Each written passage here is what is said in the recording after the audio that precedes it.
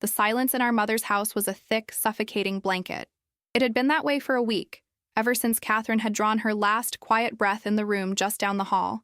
Every object seemed to hold its breath, waiting for a verdict. The grandfather clock in the foyer, which had chimed on the hour for my entire life, stood mute. Liam had insisted on stopping it.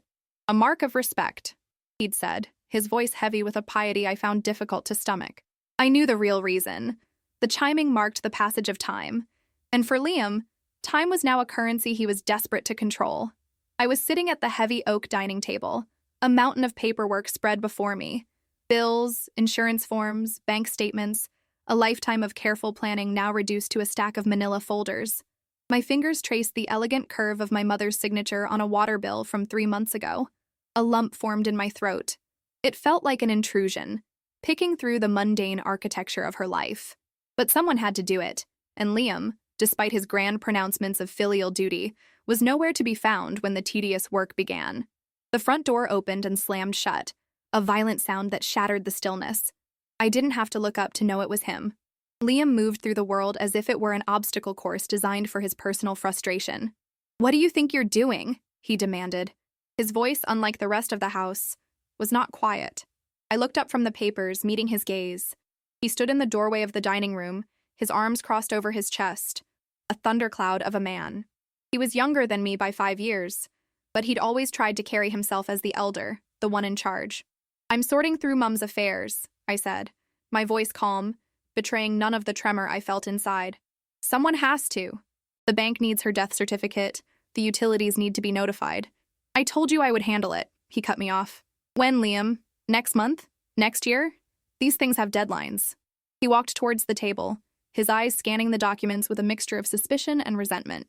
He wasn't looking at the papers, he was looking for a fight. He found it in a small, leather-bound journal near my elbow. It was my mother's diary. "You're reading her diary?" he scoffed, his voice dripping with disdain. "Have you no shame, Sophie?" "I wasn't reading it," I said, my patience beginning to fray. "I was moving it. It was in the box from her bedside table. Unlike you, I've been trying to bring some order to this chaos. I spent the morning cleaning out her room." "Where were you?" "Arranging the memorial," he said, puffing out his chest. "Talking to the caterers, the florist, the important things. The things that honor her memory. Not this." He waved a dismissive hand over the paperwork. "Honoring her memory?" I couldn't help the bitter laugh that escaped my lips. "Liam, you barely visited her in the last 2 years. You called once a month if she was lucky. Honoring her memory is making sure the life she built doesn't fall into disarray because her son was too busy to pay a bill." His face darkened. It was a look I knew well, the precursor to a storm. "I was busy. I have a family, a career. You had nothing better to do." The cruelty of his words struck me like a physical blow. It was true, in a way. I had put my life on hold. I had moved back home 3 years ago when Catherine's health began its slow, cruel decline. I'd been the one to hold her hand through every doctor's appointment, to cook her meals, to listen to her stories late at night when the fear crept in. I was the one who was there. My job as a freelance graphic designer had become a casualty. My social life had evaporated, but I had no regrets. It was a choice I'd made out of love, a choice Liam could never understand. He reached out and snatched a folder from the table. "What's this? The deed to the house?" "Put it down, Liam. That's not your concern." "Not my concern?" He laughed, a harsh, grating sound. "This house is half mine. Everything here is half mine. That was the deal." I stood up slowly, my hands flat on the table. The moment I had been dreading, the one I had been preparing for, was finally here. "Things have changed," I said, my voice barely a whisper. He narrowed his eyes. "What does that mean?" "It means," I said, finding my strength, "that you need to listen very carefully." But he wasn't one for listening. He was already puffing up with self-righteous anger, his face turning a blotchy red. "I don't need to listen to you. You're just the sad, lonely daughter who has nothing. You have no say here anymore." I let his words hang in the air, the final, brutal insult. I watched him, this brother who had become a stranger, and felt a strange sense of calm settle over me. He was right. I was the daughter, and I had every say, because 3 days before our mother died, she had asked me to do something, and I had done it. My brother's words, "You have no say here anymore," echoed in the oppressive silence of the dining room. They were meant to be a final crushing blow. the definitive statement of his dominance. But instead of feeling crushed, I felt a strange and quiet power settle into my bones. For years, I had deferred to him, allowed his loud pronouncements to drown out my quiet contributions. I had played the role of the gentle, accommodating sister because it was easier than fighting. But in her last days, our mother had given me a gift far more valuable than property or money. She had given me permission to finally stand up for myself. I didn't raise my voice. I didn't trade insults. I simply reached into the handbag I'd left on a nearby chair and pulled out a long white envelope. I placed it on the polished surface of the table, a stark island in the sea of chaotic paperwork. "Actually, Liam," I said, my voice even and low, "as it turns out, I have the only say." He stared at the envelope, then back at me, a sneer twisting his lips. "What's that supposed to be? A strongly worded letter? Did you write a poem about your feelings?" "This," I said, sliding it towards him, "is a copy of Catherine's last will and testament. The final version, signed, dated, and witnessed last Tuesday, 3 days before she passed." Liam's sneer faltered. He looked at the solicitor's logo on the corner of the envelope, a flicker of genuine uncertainty in his eyes for the first time. He snatched it from the table and ripped it open, his movements jerky and aggressive. As he pulled out the folded pages, his face was a mask of arrogant disbelief. As he began to read, the memory of that Tuesday afternoon flooded my mind, as clear and sharp as the scent of lavender that had always clung to my mother's room. Catherine had been weak, her body failing, but her eyes were startlingly lucid. The chemo had stolen her hair, but it hadn't touched the fierce intelligence that had always been her defining feature. She had asked me to call her solicitor, Mr. Abernathy, a kind old man who had managed our family's affairs for 40 years. He had come to the house, his briefcase full of documents, his expression gentle and sad. Dr. Evans had been there too, to act as a witness and to confirm that Catherine was of sound mind. "Are you sure about this, Mum?" I had asked, perched on the edge of her bed, holding her frail, bird-like hand. She had squeezed my fingers, her grip surprisingly strong. "I have never been more sure of anything, Sophie," she had whispered, her voice raspy. This house is a living thing. It holds all our memories. Your father built that garden shed with his own 2 hands. We planted that oak tree when you were born. Every scratch on that dining room table tells a story." Her eyes had filled with tears. "Liam doesn't see that. To him, it's just an asset. A property to be sold off to the highest bidder so he can finance his next big idea. He'll erase us, Sophie. He'll sell our memories without a second thought." She had paused, taking a rattling breath. "You're the one who loves this place. You're the one who tended the garden when I couldn't. You're the one who sat with me on the porch and listened. This house needs you. And you," she'd added, her gaze piercing me, "need a safe harbor, a place that's yours, unconditionally." A tear had slipped down her cheek. "Is it a terrible thing? To choose one child over the other?" "It's your choice, Mum," I had told her, my own voice thick with emotion. "It's your life, your home. You get to decide its future." She nodded, a look of profound relief on her face. And so, with Mr. Abernathy reading the clauses in his gentle, somber voice, Catherine had signed her name, her hand shaking but her intent firm. She had left the entirety of her estate, the house and its contents, and her modest savings, to me. Liam's name was mentioned only once in a clause that bequeathed to him a single specific item, our father's old tarnished silver watch, the one he had always coveted. The sound of paper tearing ripped me from my reverie. Liam had crumpled the will in his fist, his face a mottled canvas of fury and disbelief. "This is a joke," he spat, the words laced with venom. "You tricked her. You took advantage of a sick, dying woman. She wasn't in her right mind."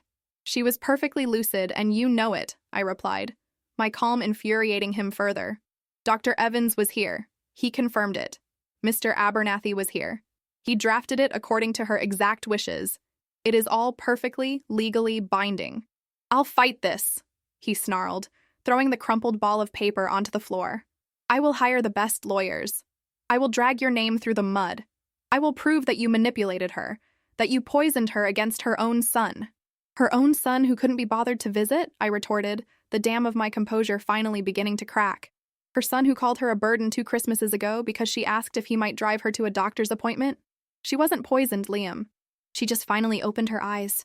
He recoiled as if I'd slapped him. For a breathless moment, he just stared at me, his chest heaving. The truth of my words had hit their mark. Then, the rage returned, tenfold. "This is not over," he whispered, a low, dangerous promise. "This is just the beginning." He turned and stormed out of the room, slamming the front door so hard that the grandfather clock in the foyer, silent for a week, let out a single mournful chime.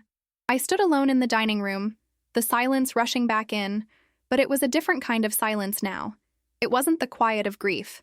It was the calm before a war. The single lonely chime of the grandfather clock faded, leaving a silence that felt heavier than before. It was as if the house itself had sighed, releasing a breath it had held for a generation. For a long moment, I didn't move. I stood with my hands still resting on the dining table, the wood cool beneath my palms. Liam was gone, his rage leaving a toxic residue in the air, but the house remained, and it was mine. The thought didn't bring the triumphant joy I might have expected. Instead, a wave of profound weariness washed over me. I sank back into my chair, the fight draining out of me, leaving an empty ache.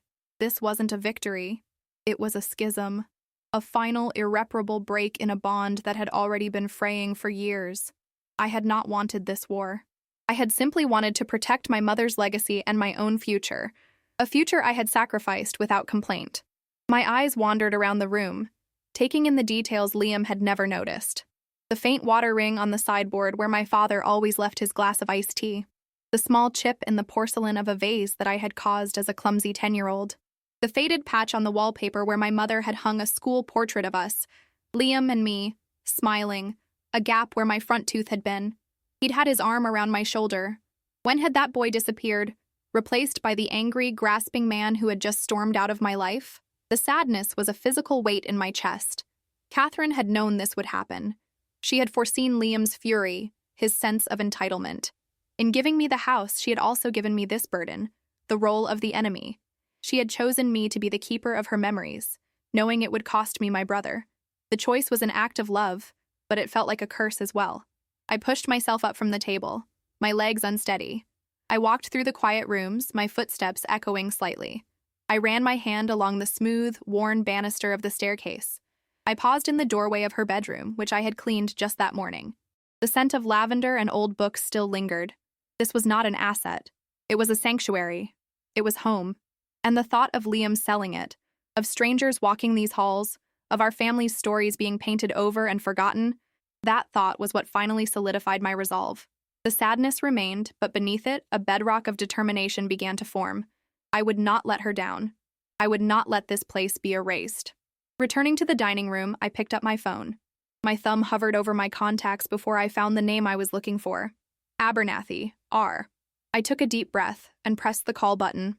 He answered on the second ring, his voice as calm and reassuring as I remembered. Mr. Abernathy, it's Sophie Clark. Sophie, I was so sorry to hear about Catherine. She was a remarkable woman. I was expecting your call, he said gently. I assume Liam did not take the news well.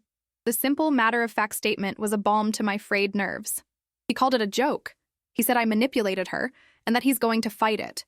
He promised to drag my name through the mud. I heard a soft sigh on the other end of the line. I am sorry to hear that, but I am not surprised. Contesting a will is a common, though unpleasant tactic for a beneficiary who feels slighted.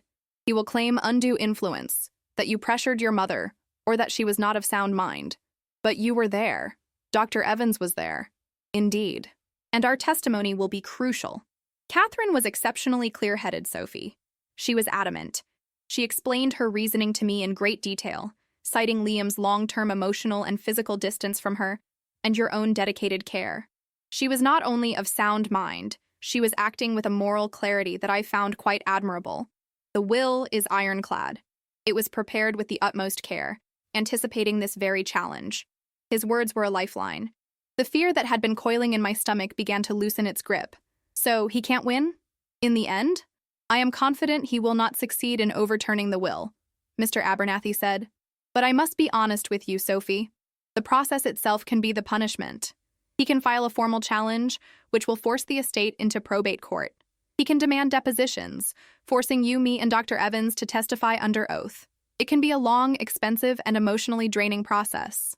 He may not be able to win the war, but he can certainly wage a very ugly battle. It is often a strategy of attrition. He may hope to wear you down until you agree to a settlement, just to make it stop. I closed my eyes, picturing Liam's furious face. He would enjoy that. He would relish the chance to put me on a stand, to try and humiliate me, What do I do? I asked, my voice small. For now, you do nothing. You wait for the official legal challenge. My office will handle all correspondence. Do not speak with him directly. Do not answer his calls or respond to his messages. Let the lawyers do the talking. And in the meantime, you live in your house. You grieve for your mother. You honor the gift she gave you by taking care of it and taking care of yourself. His practical advice was exactly what I needed. It cut through the emotional turmoil and gave me a path forward. Thank you, Mr. Abernathy. Truly. We will see this through, Sophie, he said, his voice firm. Catherine chose you for a reason. Don't ever doubt that. We said our goodbyes and I ended the call. The silence returned once more, but this time it felt different again. It was no longer the silence of grief or the calm before a storm. It was the quiet of a fortress. My fortress. And I was ready to defend it. The first official volley in Liam's war arrived not with a bang, but with the quiet slither of an envelope through the mail slot. It was thick, cream-colored, and bore the letterhead of a law firm I didn't recognize, one whose name seemed designed to sound expensive and ruthless. My hands trembled slightly as I carried it to the dining room table, the same table where the conflict had begun. It felt like the scene of a crime. Mr. Abernathy had warned me, but his words hadn't fully prepared me for the cold, brutal reality of the document inside. It was a formal notice of contest. The language was sterile, filled with legal jargon, but the accusations were intensely personal and venomous. It painted a picture of me as a cunning, manipulative spinster who had taken advantage of a vulnerable, mentally incompetent old woman. It claimed I had systematically isolated Catherine from her devoted son, poisoning her mind with lies and fabrications. Every act of care I had performed over the last 3 years was twisted into something sinister. My moving back home was portrayed as a calculated invasion. My daily conversations with my mother were described as incessant pressure. My presence at her side in her final moments was framed as the opportunistic act of a predator. Reading it felt like being covered in filth. The truth of my life, the sacrifices I had made out of love, were rendered unrecognizable. I saw Liam's voice in every line, his particular brand of self-serving righteousness now codified in legal threats. They demanded a full accounting of Catherine's finances for the past 5 years. They demanded a list of all my personal assets. They demanded that I immediately vacate the property pending the court's decision.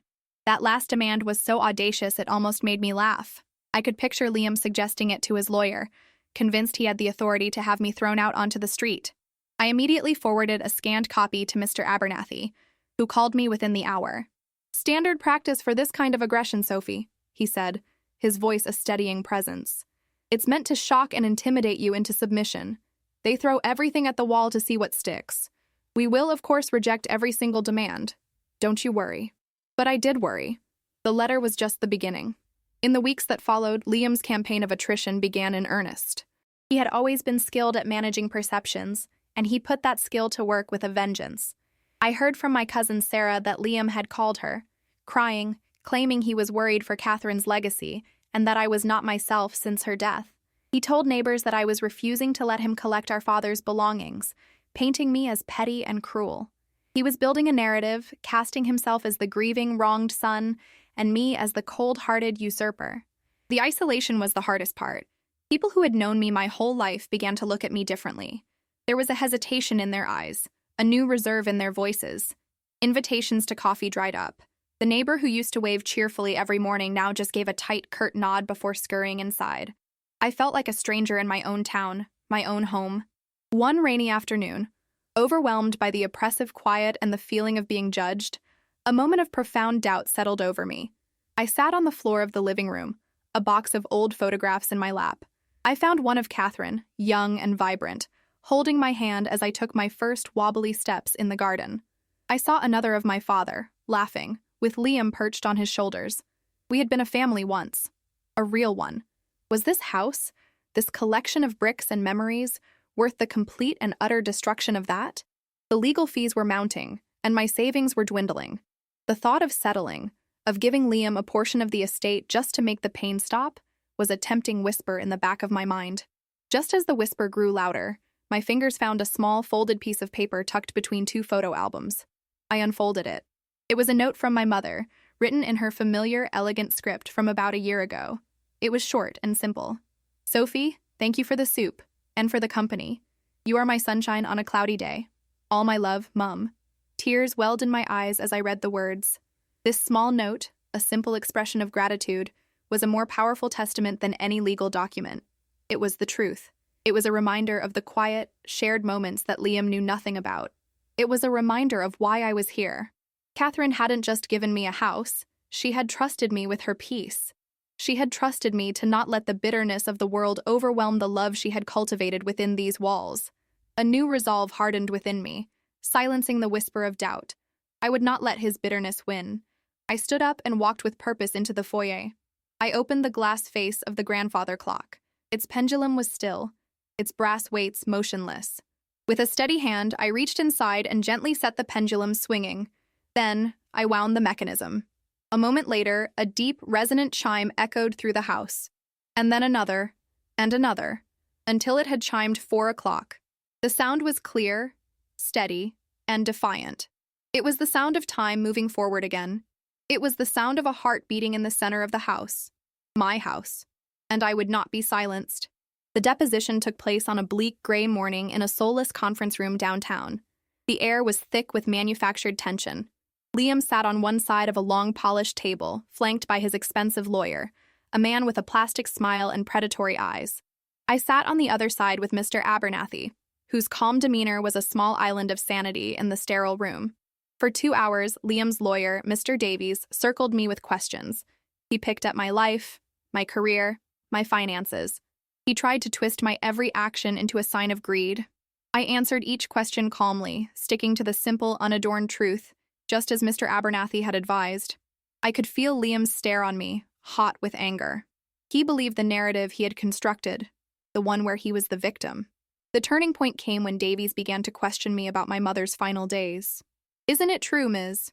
Clark," he began, his voice slick with insinuation, "that you actively prevented your brother, my client, from visiting his dying mother?" "No, that is not true," I said firmly. "So you're claiming you encouraged him to visit?" I told him repeatedly that Mum was asking for him. I told him her time was short. The decision not to come was his own. "Because he was so busy, wasn't he?" Davies prompted. "Busy with his career, his family, responsibilities you wouldn't understand." I looked past the lawyer, directly at my brother for the first time that day. His eyes were cold, daring me. "He claimed to be busy, yes. But you believe otherwise?" "I do," I said. And then, I decided to stop playing defense. It was time for the truth. The whole truth. On the last Saturday of her life, Mum was having a particularly bad day. She was frightened. She kept asking for Liam. I called him. I begged him to come, just for an hour. I told him I thought it might be his last chance to say goodbye. I saw a flicker of unease in Liam's face. He knew what was coming. "And what was his response?" Davies asked, sensing a weakness to exploit. My voice didn't waver. "He told me he couldn't. He said he was taking his son to a football match. An important one," he said. "He told me, and these were his exact words, 'Mum's been dying for years, Sophie. I'll see her next week.' She died 3 days later." A dead silence fell over the room. Mr. Davies's plastic smile vanished. He glanced at his client, whose face had gone pale. Mr. Abernathy beside me sat perfectly still. The court reporter's fingers froze above her keyboard. "That's a lie," Liam whispered, his voice cracking. "Is it?" I asked, my own voice now trembling with the force of the memory. "I still have the text message, Liam. The one you sent an hour later complaining about the referee's bad call. You weren't thinking of your dying mother. You were thinking about a game. It was done. The truth was out, ugly and undeniable, laid bare on the polished table between us. All the bluster, all the righteous anger drained out of my brother in an instant." He slumped in his chair, looking small and defeated. He could not meet my eyes. He could not meet anyone's. His entire case was built on the fiction of his devotion, and with a few simple, honest sentences, I had demolished it. The foundation of his war had crumbled to dust. Mr. Davies cleared his throat and shuffled his papers. But the fight was over. He knew it. We all knew it. The deposition ended shortly thereafter. 2 weeks later, Mr. Abernathy called. "He's dropping the challenge, Sophie. They're filing the notice today." A wave of relief so profound it made me dizzy washed over me. "What happens now?" "Now, the will is executed as your mother wished. The house is yours. Everything is yours. There is one small matter. The silver watch for Liam. It's here in my office. The will stipulates it should be passed to him. I can have it couriered, if you like." "No," I said. looking out the window at the oak tree my mother had loved. No, I'll take it to him myself. The following Sunday, I drove to Liam's house, a grand, modern place in a new subdivision that felt cold and impersonal. The silver watch was in a small box on the passenger seat. I don't know what I expected. A final confrontation? An apology? A tearful reconciliation? I got none of those things. He opened the door and looked at me, his eyes hollow. There was no anger left, just a vast empty space. I held out the box. "This is for you," I said. "From Mum." He took it without a word, his fingers brushing mine for a fleeting second. He didn't open it. He just nodded. A slight, almost imperceptible movement. "Sophie," he said, his voice raspy. He stopped as if he wanted to say more, but no words came. Maybe there were none left. "Goodbye, Liam," I said softly, and turned and walked back to my car, leaving him standing in the doorway. Driving home, I didn't feel triumphant. I felt a deep, quiet sorrow for the little boy with his arm around my shoulder in a faded photograph. But as I pulled into my driveway, as I walked up the path to the front door, a different feeling began to take its place. A sense of peace. The grandfather clock chimed as I entered. A steady, welcoming sound. The house was quiet, but it was not empty. It was filled with love, with memories, and now with a future. My future. I had kept my promise. I was home.